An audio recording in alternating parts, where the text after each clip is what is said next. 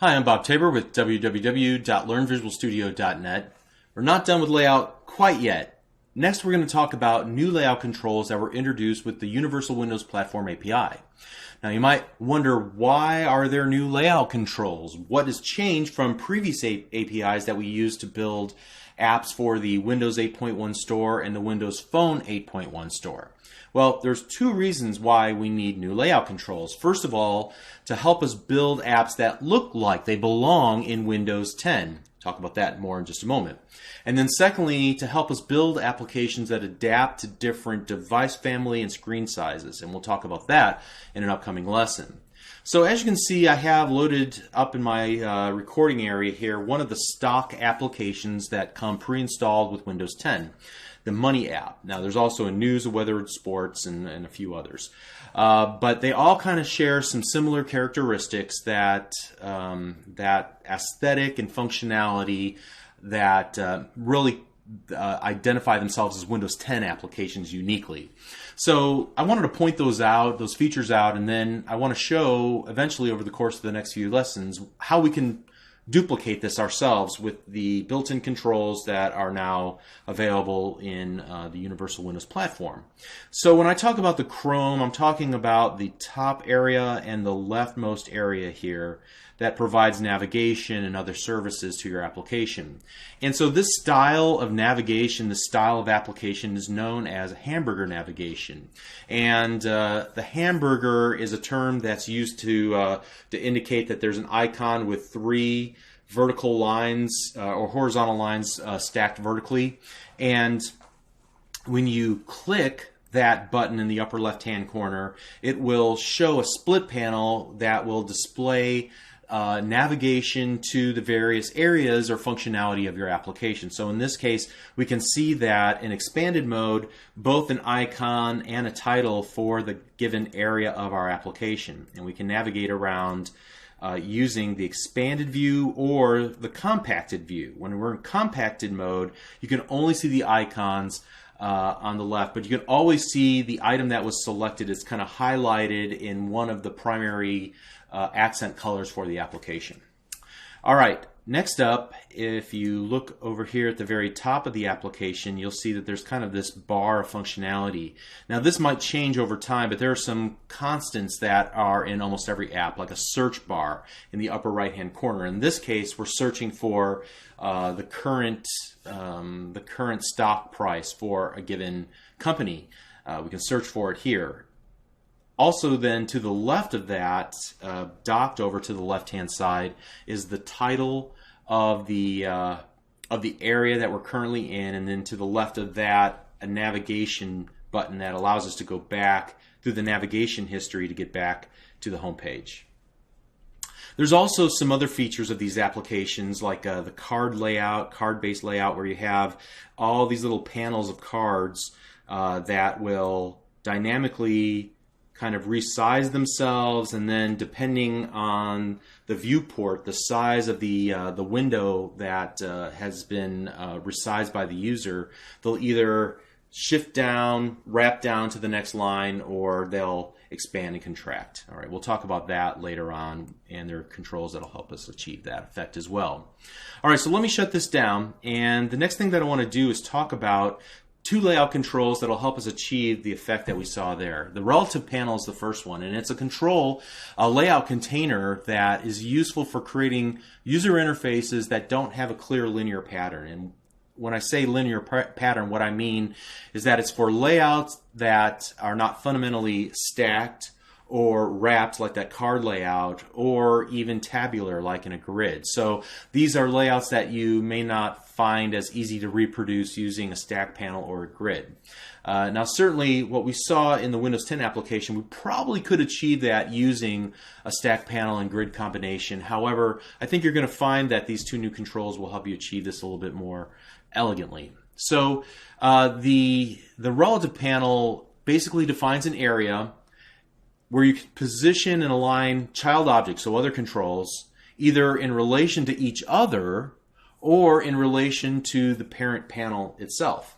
And there's three basic categories of attached properties that allow you to position the controls inside of the panel. There are panel alignment relationships. So these are attached properties like align top of my control with the panel. So align top with panel, align the left with panel, and so on. Then there are sibling alignment relationships. So align top with, and then you give the name of the control that you want to be aligned top with. There's another control here, and you say I want my top to be aligned with the same top as this sibling. And then there's sibling positional relationships, the third type of attached property. And so this is, I want to be above my sibling, I want to be below my sibling, I want to be to the right and to the left of my sibling. Okay. So what you see here, I've got the beginnings of an application. You can pause the video and catch up with me. It's just called RelativePanel Example, and what I'm going to do is add in some code here and to really exercise the relative panel. So the first thing I'm going to do is get some row definitions here so we can do some interesting things. And what I want to do is put a relative panel in the first row, or actually the second row, grid row 1. All right. And also I'm going to set a minimum height. So no matter what, I never want the height of this relative panel to be less than 300 pixels. All right. And now I'm going to start adding a number of rectangles. In fact, I'm going to add this first rectangle. It's just going to be a red rectangle, but notice I've set the relative panel dot align right with panel equal true. Now, let me bring this down a little bit so you can kind of see this in effect.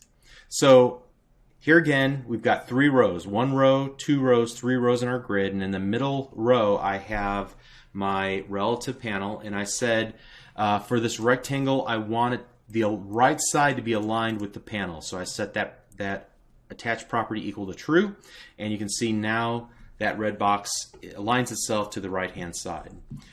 We can then do something in relation to that sibling, adding another rectangle, a blue rectangle that says, hey, I want to be to the left of that red rectangle, and you can see that no matter what, even as we resize this application, here, let's run the app. All right, even as we resize the application, the blue rectangle will always be to the left of the red rectangle. See that? And the red rectangle will always be aligned to the right hand side. Very neat. All right, next up, what I want to do is show that we can also set multiple attached properties. Here I'm going to paste in a green rectangle, and I've set the align vertical center width equal to the red rectangle. So now the center of the red rectangle and the center of the green rectangle will be the same. Furthermore, I want to align the horizontal center with the panel. So show me where the center is of the horizontal size of the app, and I want to be right there in the middle. So now let's see what effect that achieves. We'll see how running the app with different screen sizes or by resizing the app, we're always going to have that green rectangle with its center aligned vertically to the red rectangle and its horizontal alignment centered to the center of the application. Cool.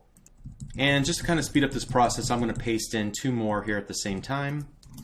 A yellow and a purple rectangle to look at the properties there. So let's view the yellow rectangle. You can see that we set the minimum width to 50 and the minimum height to 50.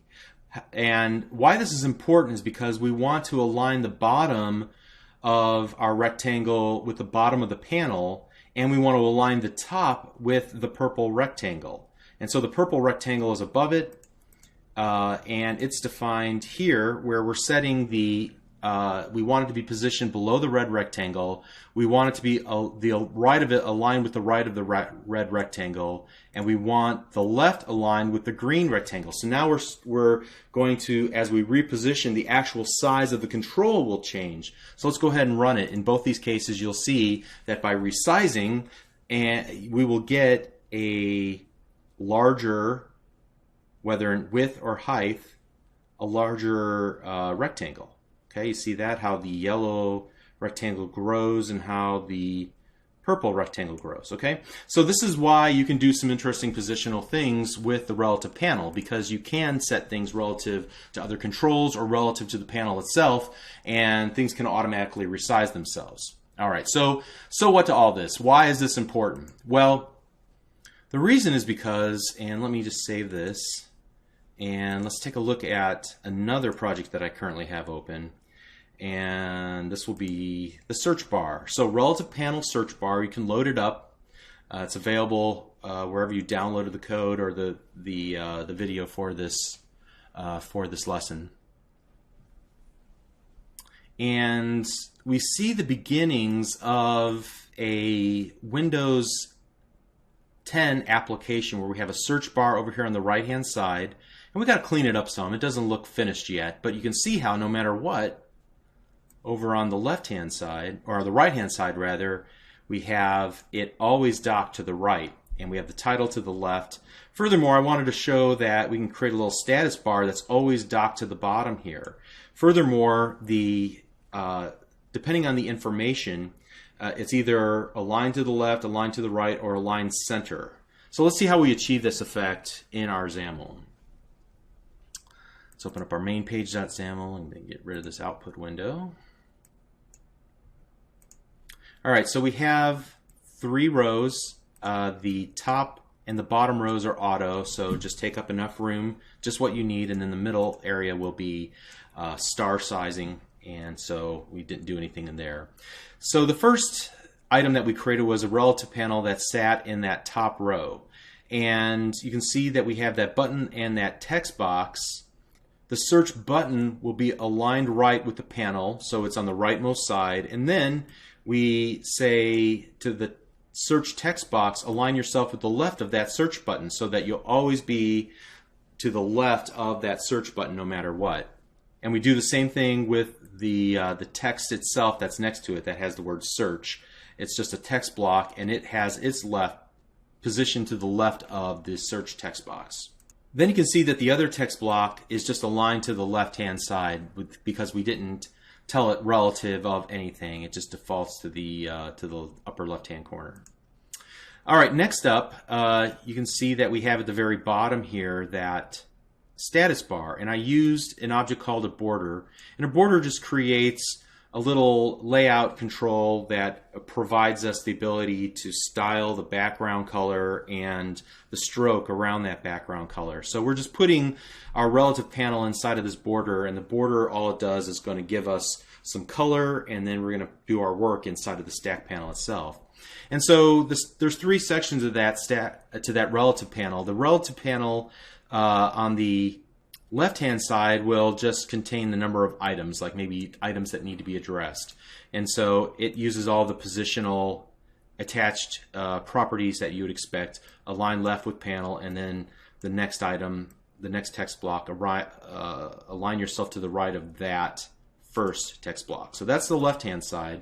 The right-hand side works the same way, except to the opposite.